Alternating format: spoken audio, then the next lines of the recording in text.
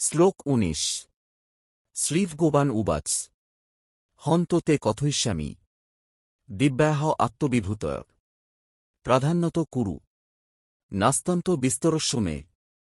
বাংলা অর্থ শ্রীভগবান বললেন, হে কুরুশ্রেষ্ঠ অর্জুন, আমি এখন তোমাকে আমার ঐশ্বরিক বিভূতিগুলো বলব, তবে প্রধানগুলোই বলব, কারণ আমার মহিমার কোনো শেষ নেই। অসীম ঈশ্বরের মহিমা। ঈশ্বরের মহিমা অসীম, সব বলা সম্ভব নয়। প্রধান বিভূতিগুলো বলা হবে। সংক্ষিপ্ত শিক্ষা। ঈশ্বরের শক্তি এবং মহিমা এত অসীম যে তার শেষ নেই। এখন শুরু হবে গীতার সবচেয়ে বিখ্যাত বিভূতি শ্লোকগুলো। শ্লোক ২০ অহম আত্মা গুডাকেশ সর্বভূতাশস্থিত অহমাদিশ্চ মধ্যঞ্চ ভূতানামন্ত এচ্চ। বাংলা অর্থ হে গুডাকেশ অর্জুন, আমি সকল জীবের হৃদয়ে অবস্থানকারী আত্মা। আমি সকল জীবের আদি, মধ্য এবং অন্ত। ঈশ্বর সর্বত্র। হৃদয়ের আত্মা। জীবনের শুরু, জীবনের শেষ, সবই ঈশ্বর। সংক্ষিপ্ত শিক্ষা। ঈশ্বর শুধু বাইরে নন, তিনি প্রত্যেক মানুষের হৃদয়ের মধ্যেও আছেন। এখন কৃষ্ণ বলবেন, আদিত্যদের মধ্যে তিনি বিষ্ণু, আলোদের মধ্যে সূর্য।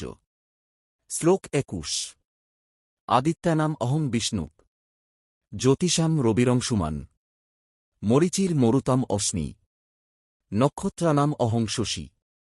বাংলা অর্থ আদিত্যদের মধ্যে আমি বিষ্ণু, জ্যোতির্ময় বস্তুর মধ্যে আমি উজ্জ্বল সূর্য, মরুতদের মধ্যে আমি মরিচি, নক্ষত্রদের মধ্যে আমি চন্দ্র। কৃষ্ণের ঐশ্বরিক বিভূতি। আদিত্যদের মধ্যে বিষ্ণু, আলোদের মধ্যে সূর্য, নক্ষত্রদের মধ্যে চন্দ্র। সব মহত্বের মধ্যেই ঈশ্বরের প্রকাশ। সংক্ষিপ্ত শিক্ষা। জগতের সবচেয়ে শক্তিশালী ও উজ্জ্বল জিনিসগুলোতে ঈশ্বরের মহিমা বিশেষভাবে প্রকাশ পায়। এখন কৃষ্ণ বলবেন, বেদের মধ্যে তিনি সামবেদ, দেবতাদের মধ্যে ইন্দ্র। শ্লোক ২২ বেদানাং সামবেদস্মি দেবানামস্মি বাসবর ইন্দ্রিয়ানাং মনশ্চাস্মি ভূতানামস্মি চেতনা।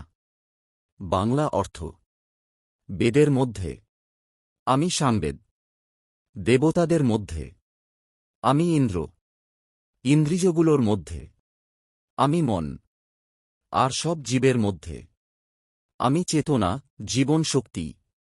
শ্রেষ্ঠত্বের মধ্যে ঈশ্বর। বেদের মধ্যে সামবেদ, দেবতাদের মধ্যে ইন্দ্র, ইন্দ্রিয়ের মধ্যে মন, জীবনের মধ্যে চেতনা। সংক্ষিপ্ত শিক্ষা। যেখানে শ্রেষ্ঠ শক্তি ও চেতনা আছে, সেখানেই ঈশ্বরের প্রকাশ।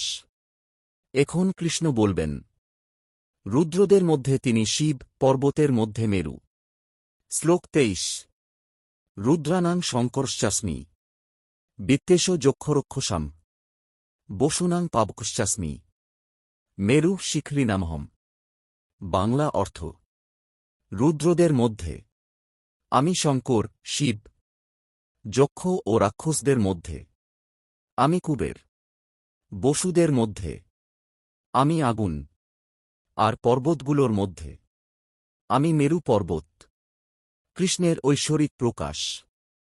রুদ্রদের মধ্যে শিব, যক্ষদের মধ্যে কুবের, বসুদের মধ্যে আগুন, পর্বতের মধ্যে মেরু।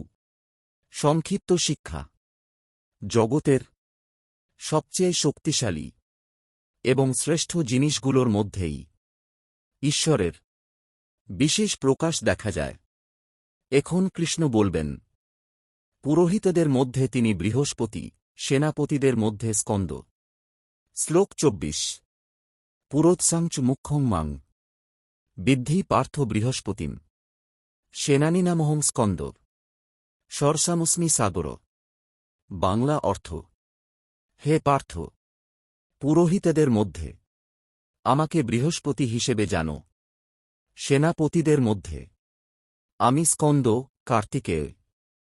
আর সব জলাশয়ের মধ্যে আমি সমুদ্র কৃষ্ণের বিভূতির উদাহরণ। পুরোহিতেদের মধ্যে বৃহস্পতি, সেনাপতিদের মধ্যে স্কন্দ, জলাশয়ের মধ্যে সমুদ্র।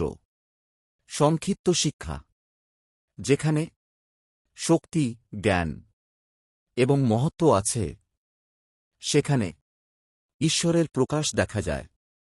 এখন কৃষ্ণ বলবেন, মহর্ষিদের মধ্যে ভৃগু, শব্দের মধ্যে ওঁকার।